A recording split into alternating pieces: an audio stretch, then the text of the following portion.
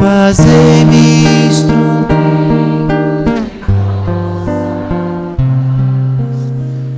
Onde houver ódio, que eu leve o amor. Onde houver ofensa, que eu leve o perdão. Onde houver discórdia, que eu leve a união. Onde houver dúvidas, que eu leve a fé. Onde houver erro, que eu leve a verdade.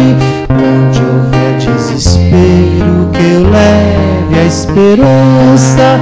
Onde houver tristeza, que eu leve a alegria. Onde houver trevas, que eu leve a luz. Mestre, fazei que eu procure mais consolar que ser consolado, compreender que ser compreendido, amar que ser amado, pois é dando que se recebe, é perdoando que se é perdoado, e é morrendo que se vive para a vida eterna.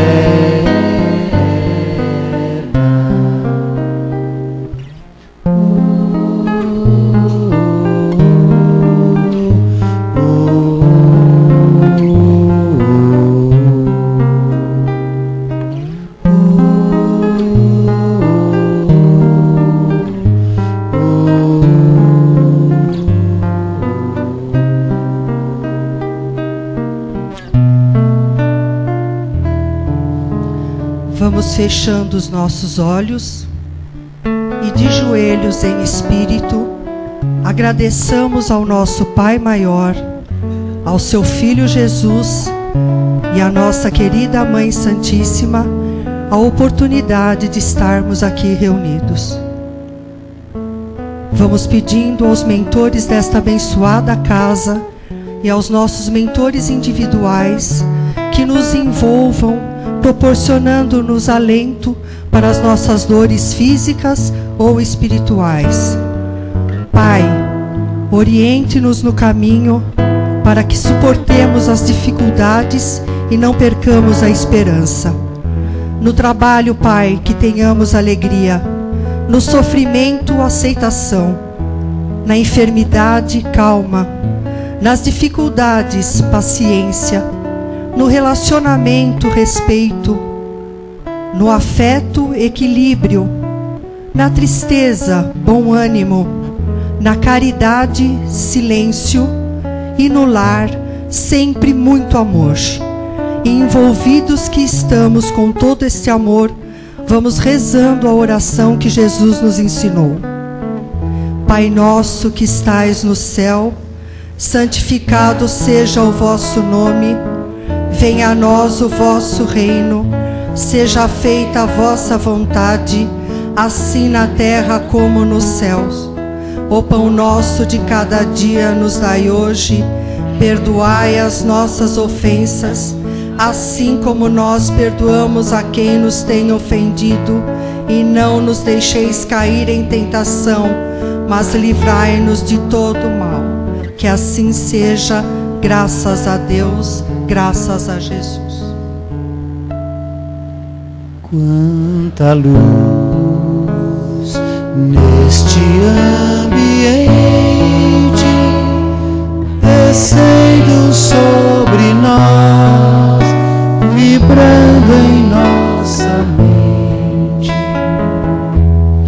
Quanta luz, quando assim em prece, como a alma cresce aos olhos de Jesus. Quanta luz, quando em oração a voz do Mestre vai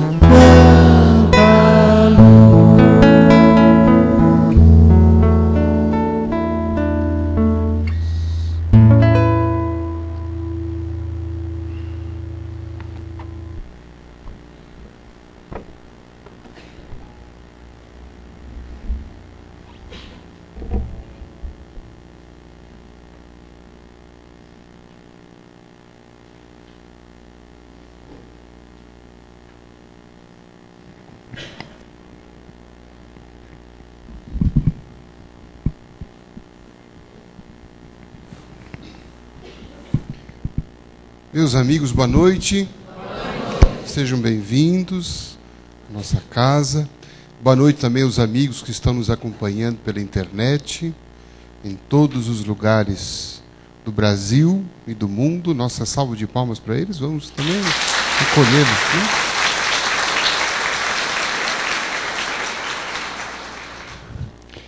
E o Grupo Esperança, na sua comemoração do mês de aniversário, dos seus 3 anos aqui de existência da Casa Espírita, tem a honra de receber hoje nossa companheira, amiga, Heloísa Pires, oradora espírita. Me perdoe, eu sei que ela vai me repreender depois, mas oradora espírita internacional, né? E eu diria uma das maiores oradoras espíritas que nós temos hoje. Tem levado a palavra espírita, sua mensagem consoladora, de esperança, de libertação, por todo o mundo. Andando, nós acompanhamos a agenda da Heloísa, e ela vai para cá, vai para lá, como um beija-flor, levando o seu perfume, o perfume do Evangelho, e com tanto conhecimento, com tanto carinho. Então, Heloísa Pires é escritora, tem vários livros publicados, 8 livros publicados, né, Heloísa?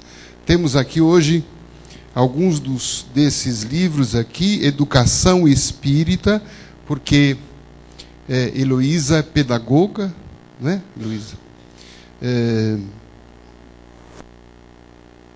Educação Espírita, Renovação pelo Amor e Preparados para a Vitória.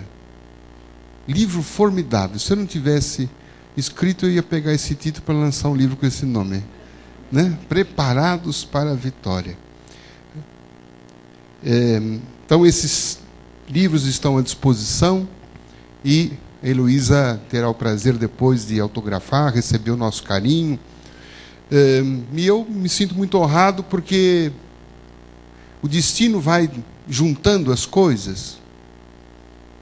E eu comecei na doutrina espírita pelas mãos do pai dela, Herculano Pires, que a gente devia limpar a boca antes de pronunciar esse nome, né? Segundo Emmanuel, guia de Chico Xavier, foi o melhor metro que mediu Allan Kardec, a maior inteligência espírita brasileira e, portanto, no mundo todo. E Heloísa tem não apenas o gene biológico do pai, mas tem o gene espiritual. Nós vamos entender Espiritismo muito a partir daquilo que ela também aprendeu ali na intimidade do lar, com o seu querido pai, que inspirou essa grande oradora, essa grande expositora, e que o Grupo Esperança hoje, ele se sente muito honrado, muito feliz, e eu particularmente muito agradecido pelas luzes, pela sua palavra, que nós tanto precisamos. Seja bem-vinda a essa casa que também é sua.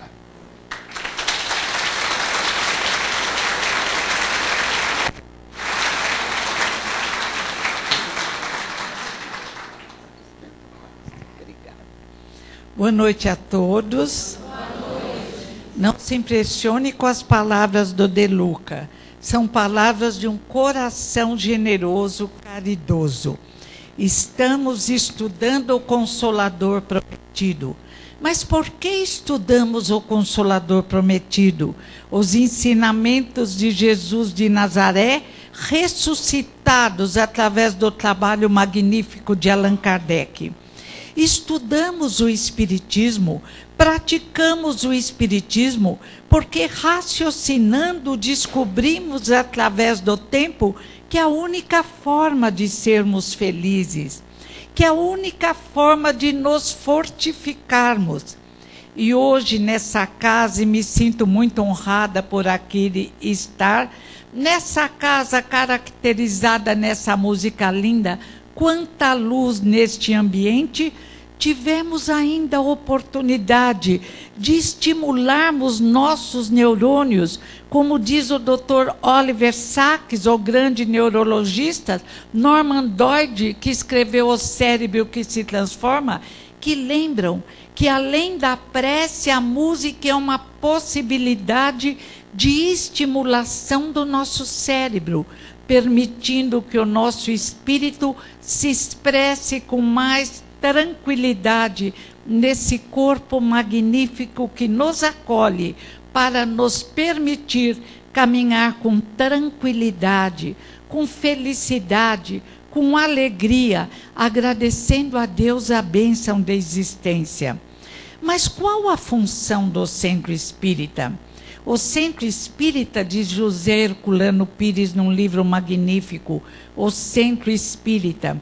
O centro espírita é como um espelho côncavo que permite reunir todos os ensinamentos de Jesus na reapresentação de Kardec, no livro O Evangelho segundo o Espiritismo, e depois projetá-los na sociedade espírita e não espírita, para secar lágrimas, para acalmar corações doloridos, para transformar o rosto distorcido pela dor num rosto iluminado pela esperança e pela certeza de vitória. O centro espírita visa rasgar a malha da nossa ignorância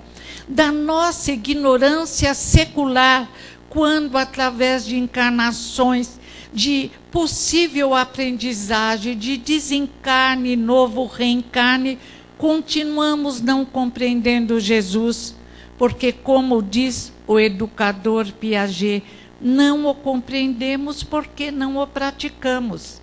E se não há mudança de comportamento, não há aprendizagem, não houve aprendizagem.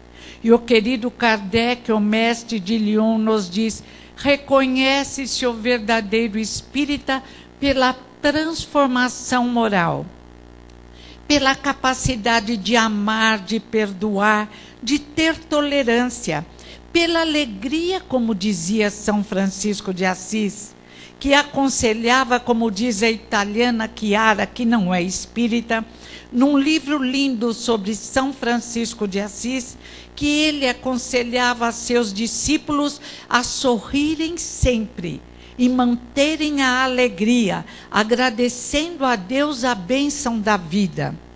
A verdade é uma só. Nos acompanha através dos séculos. Os embriões do centro espírita se perdem no tempo, como tão bem lembra José Herculano Pires no seu livro O Espírito e o Tempo, e Ernesto Bozano no livro Manifestações Supranormais entre os Primitivos. Os embriões do centro espírita estão lá, 600, 800 anos antes da vinda de Jesus de Nazaré, entre os druidas nas Gálias, enviados por Jesus, alguns sacerdotes druidas com grande conhecimento, e foi entre eles que se desenvolveu o mestre de Lyon, Allan Kardec. Ali os embriões do centro espírita aparecem nas preces feitas nas florestas úmidas, nas noites de lua, quando eles recolhiam o viscum. Os viscums tirados dos cogumelos, plantados nos carvalhos, considerados árvores sagradas. E o viscum era usado para os indivíduos frágeis, que ainda não conheciam a força do nosso pensamento. Quando aprendemos a utilizar a força do nosso pensamento, a nossa cura será realizada por nós mesmos, e um trabalho preventivo, impedindo que a fragilidade orgânica, produto da fragilidade emocional, permita a invasão de vírus e bactérias nocivos nesse aparelho, nesse instrumento maravilhoso de trabalho. Kardec, na Revista Espírita, compara druidismo e espiritismo e conclui que é a mesma verdade.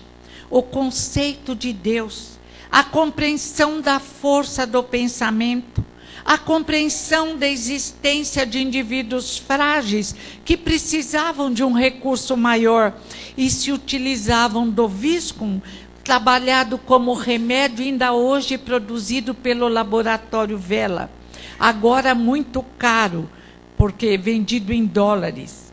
Mas nós temos essa força magnífica que cura, que transforma. E no relacionamento espírito-corpo, este corpo que foi construído por nós através dos séculos, como explica tão bem o querido André Luiz, através da psicografia do nosso querido Chico Xavier, no livro Evolução em Dois Mundos, este corpo que é construído por nós, célula por célula, naquela escada em gênese orgânica apresentada por Kardec, dos eumintos ou vermes intestinais, vamos num crescendo através das várias encarnações, chegando até os insetos, que apresentam sociedades ideais como a das abelhas, mas continuamos através do renascimento, aprendizagem e desencarne, novo renascimento, aprendizagem e desencarne, até os mamíferos, entre os quais o homem se situa.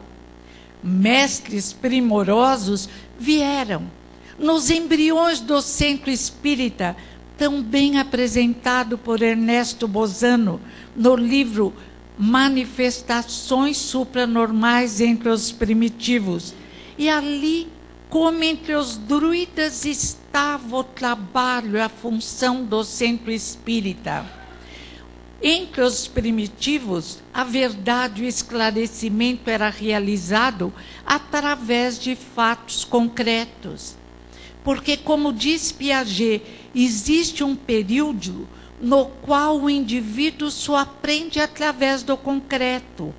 Piaget situa esse período até o pré-operatório, criança de 2 a 4 anos. E entre os primitivos, começávamos a compreender a verdade através de fenômenos de materialização.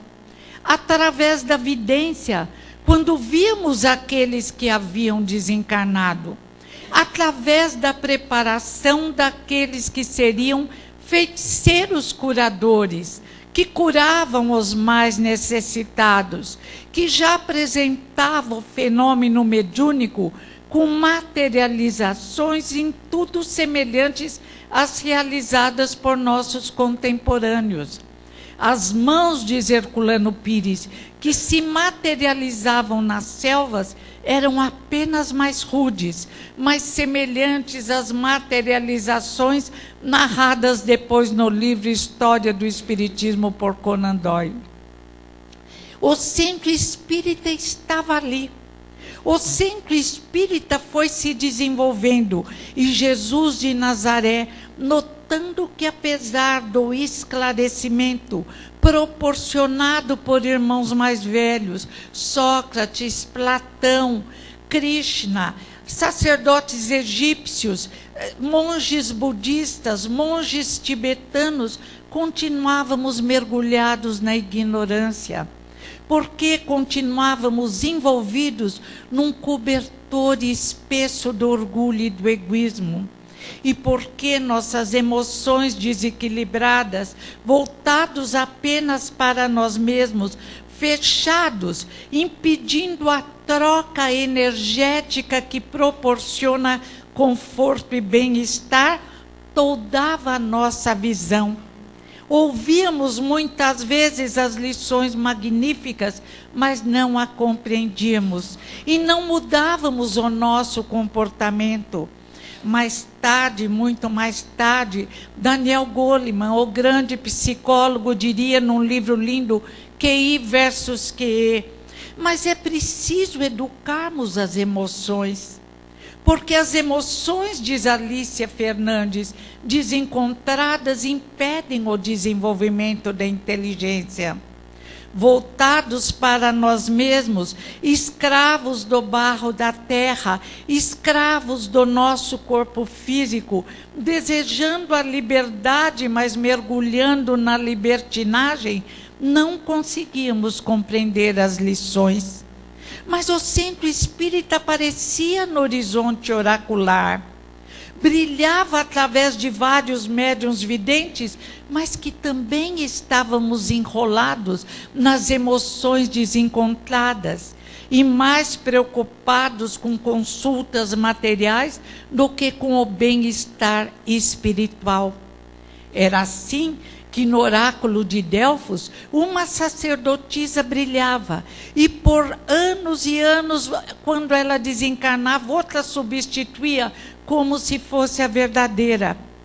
E ela se vestia com uma pele de cobra, e havia todo um ritual de cheirar um gás que saía do centro da terra, de permanecer num estado de confusão mental, e necessitar de um grupo de sacerdotes que talvez fossem mais médios do que a própria profetisa, porque eles decifravam a mensagem que vinha por via mediúnica numa linguagem confusa. O médium inconsciente, o médium sem estudo, o médium voltado apenas para as coisas materiais. Mas fomos nos construindo de forma melhor. Jesus continua a nos enviar professores magníficos, mas continuávamos mergulhados na ignorância. Crianças muito pequenas, tão pequenas que Piaget diria que estávamos no período sensório-motor, percebendo o mundo à nossa volta apenas pelos órgãos do sentido, e tentando ser felizes apenas atendendo a nossas necessidades biológicas. Mas não somos seres de carne. Estamos nos expressando num corpo de carne. Mas Jesus, o mestre de Nazaré, o irmão mais velho, notando as nossas dificuldades, a nossa fragilidade emocional, num gesto de amor e de renúncia, de amor incondicional, vestiu a roupa de carne. Se fez encarnado para exemplificar a arte de bem viver. Jesus veio libertar consciência, veio nos auxiliar na construção de um indivíduo novo, que construiria o mundo novo para a terra que foi destinado ao mundo de regeneração, de paz e de amor. E diz a Gênese e obras póstumas, e não será o fim da terra. A terra não morrerá, dizem os cientistas, pelo menos por bilhões de anos. Será o fim do egoísmo, da hipocrisia, dos desvalores, para o surgir de uma nova terra. Mas Jesus sabia do que necessitávamos e trouxe o Consolador prometido, a verdade que nos liberta de nós mesmos. E quando Daniel Goleman pede uma educação que consiga disciplinar as emoções, sabemos que educação está aí. Aparece no Sermão do Monte, aparece em todos os ensinamentos de Jesus de Nazaré, na construção de uma autoimagem positiva. Sois deuses, sois luzes, sois a luz do mundo, sois o sal da terra, somos a luz do mundo. Somos, diz o continuador de Jesus, Kardec, somos as inteligências imorais do universo. Somos indivíduos especiais, lembra Herculano Pires, em Revisão do Cristianismo. Não somos filhos do pecado e da dor, somos filhos da luz, preparados para a vitória, diz o Livro dos Espíritos, e queiramos ou não, o poeta diz, Deus nos faz amadurecer, somos destinados à luz, e convém segui-la, convém permitir que logo nossas possibilidades luminosas se desenvolvam, porque queremos ser felizes, porque podemos ser felizes, porque Deus, como diz uma música que está nesse livro, Noites Traiçoeiras, Deus quer nos ver sorrindo. Deus nos criou para a felicidade. Deus nos criou para nos transformarmos em co-criadores dele, agindo sobre a energia cósmica que envolve todo o universo e nosso planeta Terra. Enquanto não conseguimos nossa expressão maior de co-criadores, podemos começar criando um mundo melhor interior. O nosso céu interior, a nossa paz interior, na medida da expressão da nossa dignidade. Sois deuses e sois luzes, disse Jesus. Podeis fazer o que eu faço e muito mais. Mas isso diziam os druidas nas Galhas. Isso dizem os monges tibetanos. E Buda nos convida ao desapego, porque em nos desapegando, mas aprendendo a utilizar os bens da terra, que diz o livro dos Espíritos, Deus tornou atraente para impulsionar o progresso, conseguiremos dar o salto evolutivo que mudará completamente a nossa vida, o nosso modo de pensar, disciplinando nossas emoções desencontradas, nosso apego doentio ao corpo físico, aos nossos parentes, aos nossos amigos, no aparecimento do homem universal, exemplificado por Jesus, e necessário a todos nós na expressão de transcendência, de superação da animalidade, dos instintos que herdamos dos animais, de superação da própria humanidade, colocando-nos num plano maior. E diz a mãe do reverendo Owen, num livro publicado pela FEB Além do Véu, ela que desencarnada vem e se expressa numa psicografia através do filho, pastor protestante. E ele diz, eu tive que aceitar a minha mãe, eu não podia rejeitá-la. Acredito nas comunicações dela, mas continuo pastor protestante, porque dei minha vida a isso.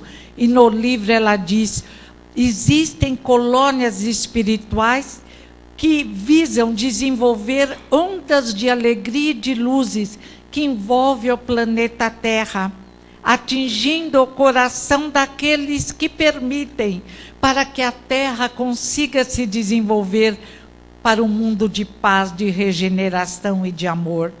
Ondas de alegria produto de uma consciência tranquila, ondas de alegria produto da prática do bem, do desapegarmos-nos de nós mesmos, de nossas necessidades tolas e de nos preocuparmos em abrandar a dor real dos mais sofredores do nosso querido planeta Terra.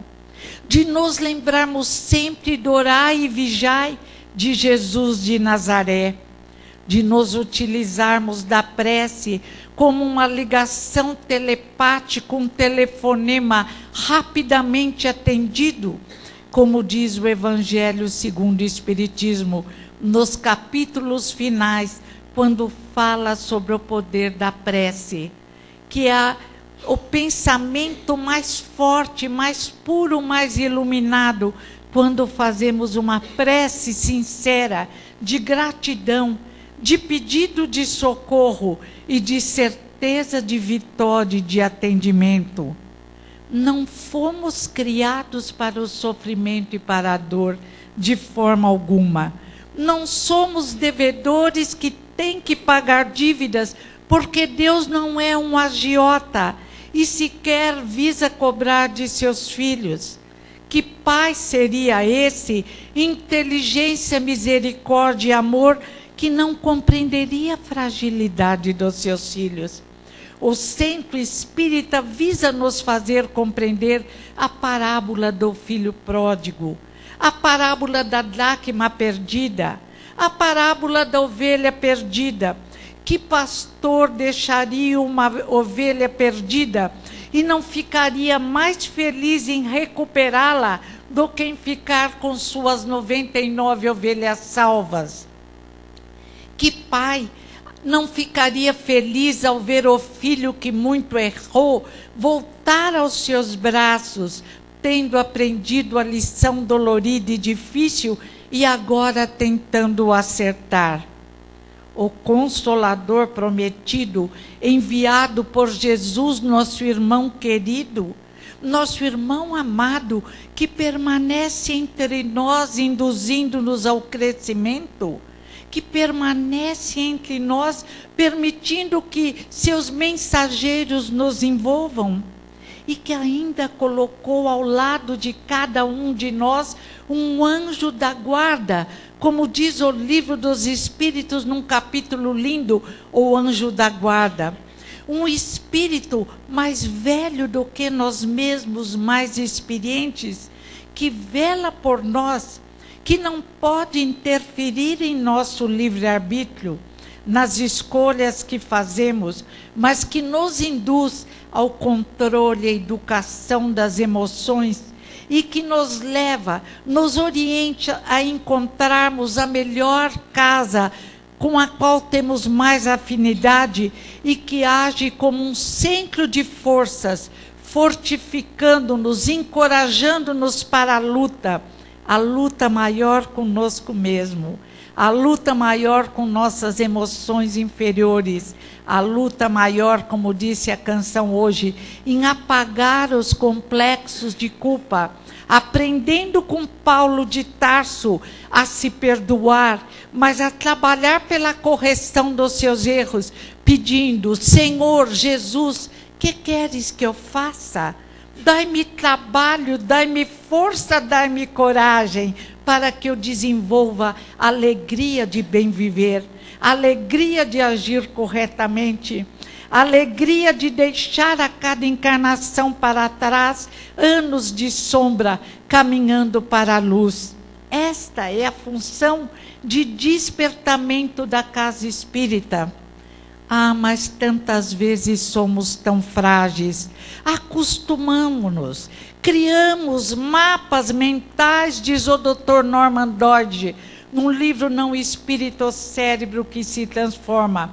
O nosso espírita, sabemos nós espírita, cria sobre o cérebro do corpo físico mapas mentais hoje estudados pela ciência. E se criamos mapas de alegria, mapas que facilitam a nossa fala, e se é possível, dentro da compreensão da plasticidade do cérebro no século XXI, como disse Jesus, agirmos sobre o cérebro do corpo físico reorganizando-o, podemos extirpar, apagar mapas inadequados, hábitos milenares, vícios, pensamentos desequilibrados, plasmando sobre o cérebro do corpo físico pensamentos melhores, luzes, criando, desde que podemos fazer o que Jesus fez e muito mais, uma nova forma de pensar, uma forma de se expressar na retidão moral, no domínio das emoções, na alegria. E na medida em que conseguimos isso, à luz do Espiritismo, sabemos que o nosso perispírito, o nosso corpo energético, o Ka dos egípcios, o corpo espiritual do apóstolo Paulo, o corpo bioplásmico da parapsicologia se dilata e consegue captar melhor, perceber melhor a realidade à nossa volta. E como os nossos pensamentos agem sobre a energia à nossa volta, esta é a função fortificadora da casa espírita. Aqui absorvemos energia melhor, pensamentos, a maioria unida em conjunto, voltado para as luzes do universo, e como captamos a nossa inteligência, conseguindo dominar as emoções, se torna mais clara, mais capaz de raciocinar. E de repente nos perguntamos: nossa, como hoje eu consigo entender livros que eu não entendia ontem? Como hoje eu consigo pensar de uma forma mais clara? E, sobretudo, como hoje eu consigo dominar minhas emoções, educar-me para enfrentar dificuldades com mais classe, com a mesma classe dos sacerdotes druidas mais adiantados, com a categoria dos monges tibetanos, que, aliás, também realizam sessões primorosas de materialização, como conta um livro não espírita, 10 anos no Tibete, de Alexandra, o sobrenome eu não estou lembrada. Os monges tibetanos, uma vez por mês, se reúnem e fazem uma sessão de materialização. E Alexandra, que não é espírita, fala na materialização de um monge muito querido por eles, que vem, é visto por todos que estão lá no templo. Ele aparece numa espécie de uma caverna, que tem como um santuário, e conversa e aconselha e convida ao crescimento espiritual. Nunca nos faltaram professores, nunca a verdade deixou de caminhar ao nosso lado. Nunca irmãos mais velhos deixaram de exemplificar a arte de bem viver. Se éramos crianças tolas, se estávamos aprendendo as primeiras letras da cartilha do amor de Jesus de Nazaré, se até mesmo nos expressamos em outras expressões espiritualistas, hoje creio que depois, segundo André Luiz, mais ou menos 1,5 bilhão de anos, que ele diz no seu livro Evolução em Dois Mundos, que dos vírus e bactérias dos mares mornos, até o homem, que ainda é feto no desenvolvimento da razão, já se passaram mais ou menos 1,5 bilhão de anos. O que me faz acreditar que estamos aptos a nos expressarmos em melhores condições emocionais, a nos expressarmos na arte de bem viver, exemplificada, vivenciada pelo Mestre de Nazaré, Jesus. Mas Herculano nos lembra: criamos nossa dificuldade em revisão do cristianismo. Criamos nossa dificuldade porque tolos nos apegamos a Jesus crucificado. Porque nos apegamos ao suposto sangue de Jesus, e realmente houve sangue, mas a lição de misericórdia, a lição que vem para o filho pródigo, para a ovelha desgarrada, para a dracma perdida, é a ressurreição de Jesus. É a Jesus iluminado, vitorioso, vencedor, que deve falar alto aos nossos corações. Paulo entendeu Jesus de Nazaré. Paulo estava focado nas luzes e na vitória de Jesus. E Paulo entendeu o fenômeno mediúnico tão bem explicado por ele na primeira epístola aos Coríntios, onde ele aconselha até os médiuns a não falarem de uma forma que ninguém entenda. E diz: é melhor que se fale 5 palavras que todos entendam, do que dezenas que ninguém compreenda. Se houver algum médium, diz Paulo, que fale de uma forma que não entendam, precisa de um tradutor. Paulo dá uma aula de mediunidade na primeira epístola aos Coríntios, e tantas vezes lemos as lições e não entendemos. Chegamos até a proibir a mediunidade. Até mesmo Moisés tinha todo um colegiado de médiuns para permitir a materialização do espírito familiar chamar de Yahvé, que julgavam ser Deus, mas que era um espírito mais adiantado, que vinha auxiliar o povo hebreu. E é Moisés quem fala no Velho Testamento: tomara que todos fossem profetas. Como modificamos os ensinamentos de Moisés, de Jesus, dos vários mestres? Como não compreendemos a grandeza de Jesus, o espírito mais nobre que veio à terra? O modelo de homem ideal, todo amor, misericórdia, que veio nos apresentar um novo conceito de Deus. Não o Deus vingativo que aparece na história de Adão e Eva. Não o Deus rancoroso, mas o Deus Pai, o Deus Amor. Herculano, num livro magnífico, Concepção Existencial de Deus, diz: mas Deus não julga o ser. Ninguém julga o ser no aqui ou no além. É o próprio ser que se julga. Tendo dentro de nós a lei divina, sendo trabalhados através dos séculos, pelo esclarecimento e pela dor, mestre infalível, que hoje creio que já podemos ir dispensando, a anestesia, a compreensão da necessidade de asepsia, a psiquiatria, a psicologia, o desenvolvimento da odontologia, agora as células tronco, raio laser, a compreensão da plasticidade do cérebro, o trabalho de fisioterapeutas de fono, nos provam que Deus quer nos ver sorrindo, que Deus quer nos libertar da dor.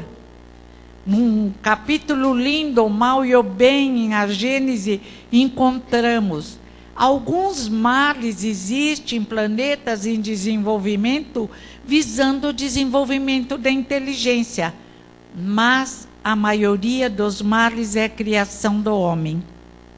A fome, a violência, fruto do nosso orgulho e do nosso egoísmo.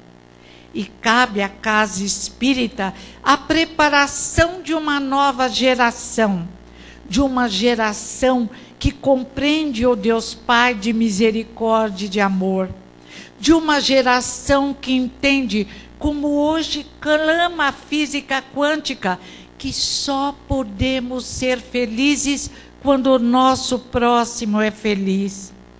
Que, como diz o físico, se uma borboleta bate as asas a quilômetros de distância, a vibração que ela provoca nos atinge. Se um irmão nosso está mergulhado no sofrimento e na fome, na longínqua África, no Iraque ou em qualquer ponto dessa terra, a nossa vibração de amor pode atingi-lo, confortá-lo, mas cada pensamento que parte se liga a pensamentos semelhantes e volta para o próprio indivíduo. A semeadura é livre, a colheita é obrigatória, trazendo o resultado de nossos desejos. Mas os druidas já ensinavam isso. Os monges tibetanos conseguem derreter a neve à sua volta, conseguem provocar calor e provam a força do pensamento de uma forma que eu considero até inútil, mas tudo bem. Secam o próprio braço, se transformam em múmias. Eu acho mais importante fazer como Paulo de Tarso, utilizar os braços, todo o corpo e nos desgastarmos no auxílio ao próximo. Dominarmos o frio, o cansaço, para ajudarmos este mundo magnífico que nos proporcionar chegar onde estamos e que nos conduzirá a padrões mais elevados de evolução, se assim o desejarmos. Onde encontraremos essa educação? Pergunta Daniel Goleman. Ela existe. Kardec está ali em toda a obra do mestre de Lyon e aparece em sua plenitude como mestre dos mestres, Jesus de Nazaré. E hoje chega através da ciência, quando um grupo de neurocientistas escreve um livro como O Cérebro que se Transforma e nos diz: vocês são responsáveis pelo aprimoramento ou não do seu cérebro. Vocês são responsáveis pelos mapas que desenham em seus cérebros. Vocês podem se prender a vícios, a drogas, a álcool, a desequilíbrio vários, ou podem se libertar. Estão repetindo Jesus de Nazaré. A ciência vai se abrindo para uma espiritualidade maior. A ciência vai fazendo o mesmo convite da religião.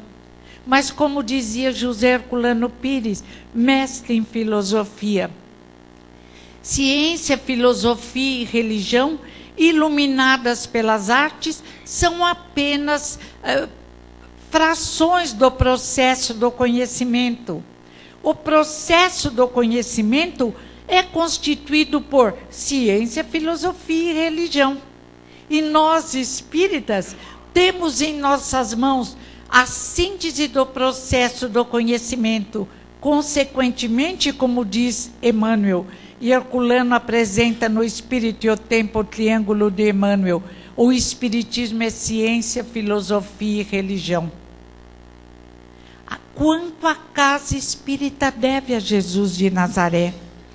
Herculano, no livro O Centro Espírita, diz: se os espíritas soubessem a significação e a função do centro espírita, outra seria a história do espiritismo, que seria o maior movimento espiritual e cultural de todo o planeta Terra. O espiritismo visa, como nos ensinou Jesus, a despertar consciências, a acordar um homem adormecido, ou como diz Paulo de Tarso: levanta tu que dormes, levanta-te dentre os mortos.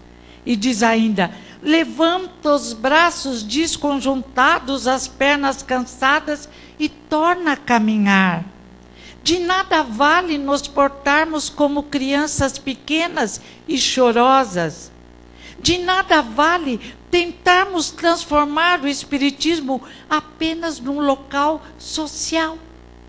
Temos que compreender que aqui é o lugar certo para nos aprimorarmos na compreensão da cartilha do amor de Jesus de Nazaré, para nos libertarmos da nossa ignorância, do nosso desejo inconsciente ou consciente de sofrer, da nossa incapacidade de nos perdoarmos e de perdoarmos o nosso próximo, da nossa capacidade de nos amarmos, porque não nos toleramos quando permanecemos na ignorância, quando provocamos lesões em nosso próximo. A função do centro espírita se expressa no despertar de consciências de encarnados e de desencarnados. Alguns desejam apenas mensagens de espíritos que caminharam mais. Mas como nós, que não abandonamos os nossos irmãos sofredores que têm fome e frio, podemos abandonar no plano espiritual os desencarnados que muitas vezes nem percebem que abandonaram o corpo físico? E a mediunidade surge como forma de consolo e de libertação. O conceito do Deus de amor, a utilização do fenômeno mediúnico, a apresentação do lado melhor do planeta Terra, das luzes, ou como diz o grande poeta Mário Quintana, eu vou interpretar, não memorizei. São duas as cidades. Uma cidade é escura e triste, seus habitantes caminham chorosos e brigam e são atacados por ratos e bichos vários. São profundamente infelizes. A outra cidade, diz Mário Quintana, é rosa e dourada. Um sol ilumina a cidade. Não existem ratos, não existe doença. Mas, diz o poeta, não são duas cidades. A cidade é uma só. Tem duas dimensões e cada um se coloca na dimensão que lhe é própria, na dimensão que escolher. E aqui encontramos a cidade dourada, a cidade rosa, e podemos nos colocar e construí-la em nosso interior e dividi-la com aqueles que amamos e nos transformarmos no homem de bem do Evangelho segundo o Espiritismo. Porque, disse Jesus, se tiverdes fé do tamanho de um grão de mostarda, nada será impossível. E como o grão de mostarda é tão pequenino, podemos desenvolver esta fé ainda pequena, mas que modificará as nossas vidas. Então aprenderemos a nos amar, a perdoar os erros do passado. Como uma criança que está no ensino médio, não fica lembrando dos erros da infância e chorando porque não conseguia escrever. Como Paulo de Tarso não ficou chorando sobre os erros cometidos, pelo contrário, levantou os joelhos cansados e partiu para divulgar os ensinamentos de Jesus de Nazaré. E foi perseguido e foi apedrejado e nunca deixou-se vencer pelo cansaço, pelo desânimo. Levanta tu que dormes e torna a caminhar. O centro espírita nos dá a força necessária, o esclarecimento e permite, através do trabalho de assistência, a prática do amor, indispensável para nós, filhos do amor e da luz, nos sentirmos confortáveis, alegres, como dizia São Francisco de Assis, neste corpo que nos acolhe e que permite o nosso desenvolvimento pleno. Somos todos iguais, criados simples e ignorantes, diz a Gênese no trabalho de Kardec, com potencialidades, com possibilidades, com luzes interiores que se desenvolve através das várias encarnações.